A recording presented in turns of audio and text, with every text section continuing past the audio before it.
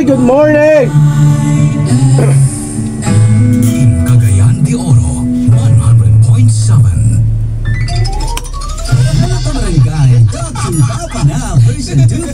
Hello po. Hello po, hello. Haha. Hoho. Tawag lang or mag-text sa numero 0915-8788-1 Hoho. Happy Monday, everyone. 945 sa Barangay FM 100.7. There's another one live. Barangay. Talk to Papa na with Papa Arlie and Papa Chubbs.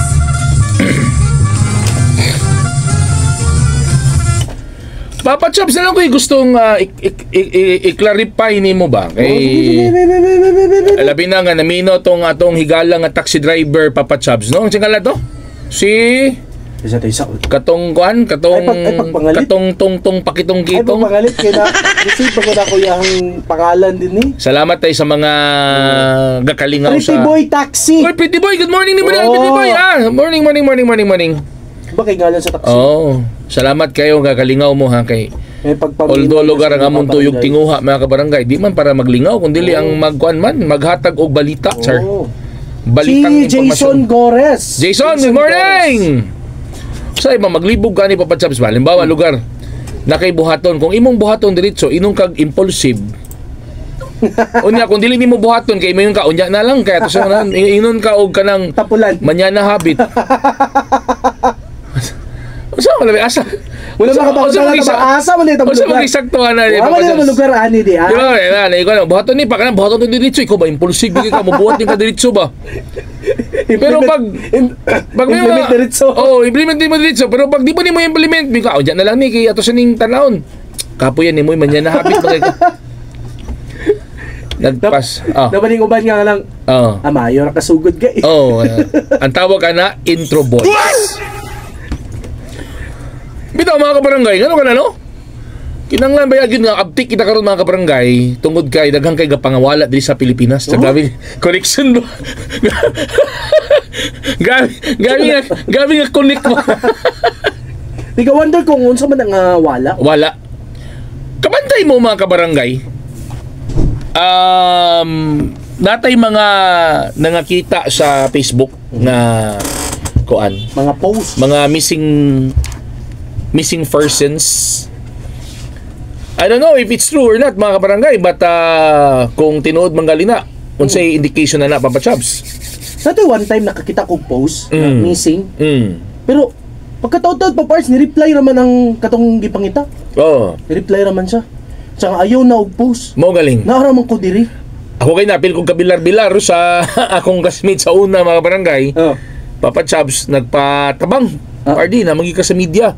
Tabangi kaya kung pag umangko nawala bla bla bla mo ning picture bla bla bla. Ang ending to naman siyang classmate. Pero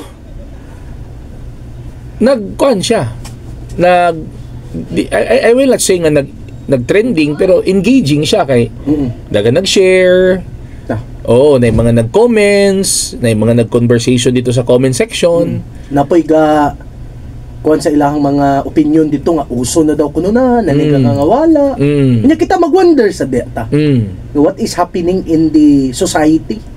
Ganong nangawala. Ganong nangawala na kung ano ka mawala mga kabarangay.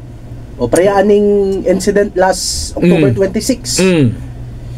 Usa ka babae last noong October 21 usa ni siya ka estudyante. I don't know if nakita na ba ni siya. I-post gyapon ni sa social media pa party. Di ba? So, daghan na din kay mga kuan, mga huna-huna nga basig gikidnap sa puti nga ban mga barangay. Wa pa gid na nahuman. Wala pa na nahuman ng puti nga ban. Or kuan kanang naging dapat na day mga manggawas nga mga kuan, mga organ selling. Gina-kidnap daw kay kuaag organ, kinadala sa laing nga place. Delikado ni Papa Chubbs makidnap kay mahal ra bagid ang organ ani. Sila ko kay mas stress ang mag-kidnap sa kuha. Gano'n stress man sa imong organ. Dili. Ano yun? At first pa lang, maproblema sila sa pagkaon. Di naman kapakaon nun. Kaon naman din si imong Oy! organ. Di ko masugot ano eh. Di ko masugutan na. Oo. O sa man imong organ, duha ka kumkum ug sa kapodyo. Uy! Lain man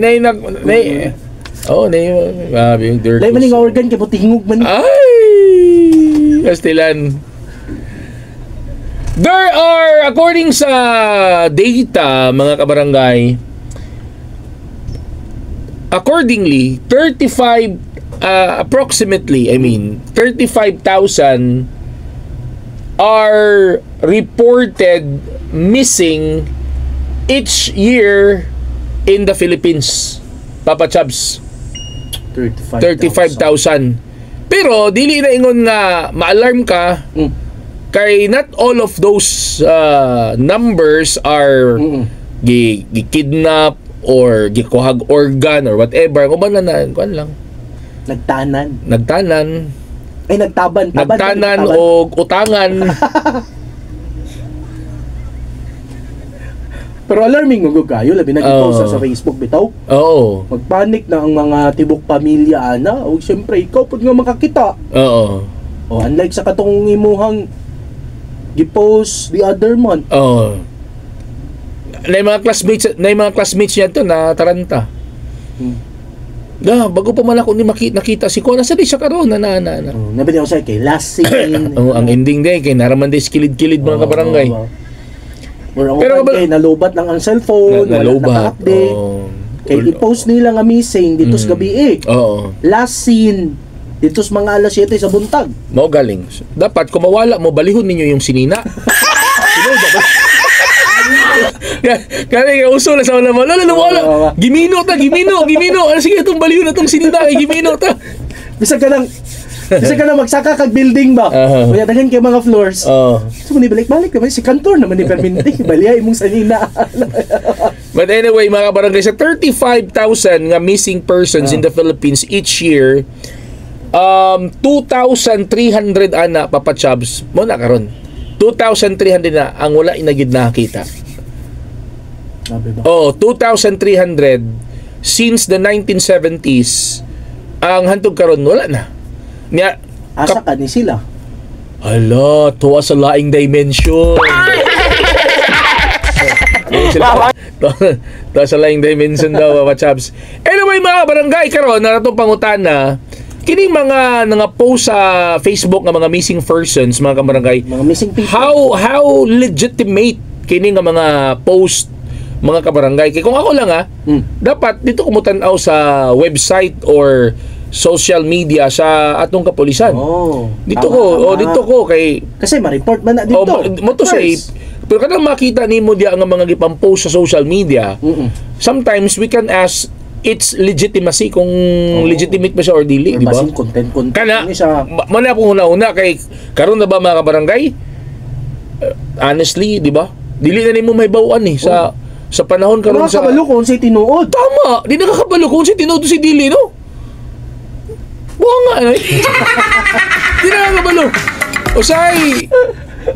Usay, makuha ka ba? Kanang malibog ka ba? Ma-confuse ka ba nga?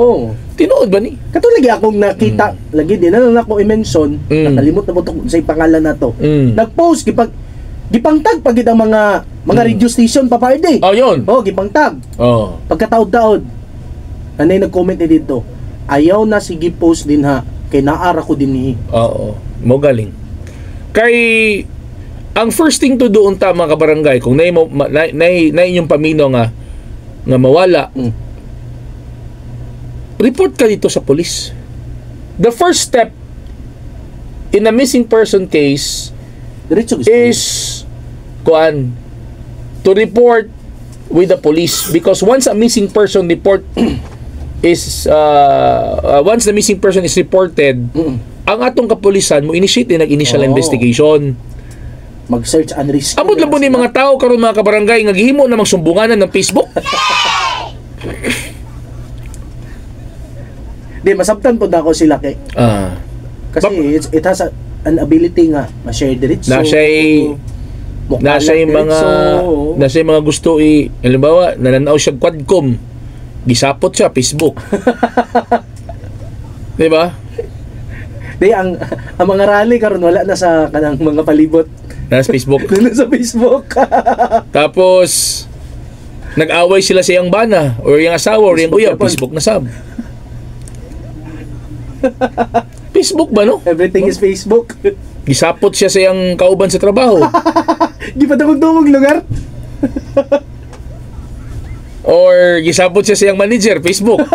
I mean, Unya mga hide. Unya mga hide. Ako ba yun, dili hide. I don't know, kabantay ba kasi ako, garat mo ko sa Facebook, wala makita. Ako di man pagyapo. Di ko garat sa Facebook. Actually, sa una, katong mga... Bata-bata pa ko, mahilig ko ana. Few years, pero na-realize ako ba kung wala man. sige, kagyaw-yaw din habitaw. Na imong mga kapungot, imong mga kasuko. Wala, babuhat ba, imong na-fix na lang sa between you and that person. At sometimes, kung kwan ka, kanang, unsay tawag na, careless ka, it makes you a fool. Careless whisper din. Careless whisper tirada ba? Mura kag kanang you look stupid ba because of that. Yung na bitaw. Hindi mo sa Facebook. Hindi nila mapugnan ba. Pareho lang i-report din mo to sa Facebook mga kabarangay. So muna itong pangutana karon kung how legitimate. How true is this? Oh, napagid ako before I forget ba nang mag-post ka sa Facebook ba? Pati ka mag-ampo sa Ginoo ba, Lord, tabangin taon ko niya sa Facebook ni gipos. Lord, tabangi ko, Lord. Pero ako, gapasalamat ko sa Facebook. Dapat, ka naman kung makipag-istorya ka sa Ginoo, Papa Chabs, ang akong faith, ana bay, that's something private, that's something that is holy, that's special, and that is private. So it doesn't need to be broadcast. Yeah, because you have an intimate conversation with the most powerful, with the Creator, the Almighty. Dapat ko na siya by something sacred na siya, holy and private. Di kay napagid Papa Chabs, pati ka ng lungon Papa Chabs mo. Picture ng sulod sa lungon ba? Ay? Baka bante anak ka nang namatay. Picture ni mo tapos ipost sa Facebook. Grabe ano?